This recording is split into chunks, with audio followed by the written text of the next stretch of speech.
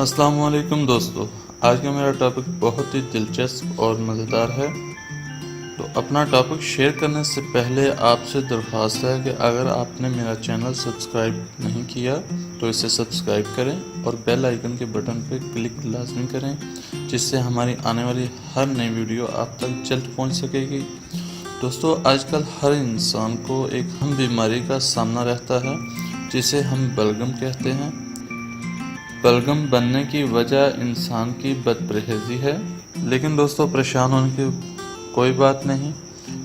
इसका बहुत आसान इलाज है। इसका बेहतरीन इलाज बैंगन है, जो कि मार्केट में बहुत आसानी से मिल जाते हैं।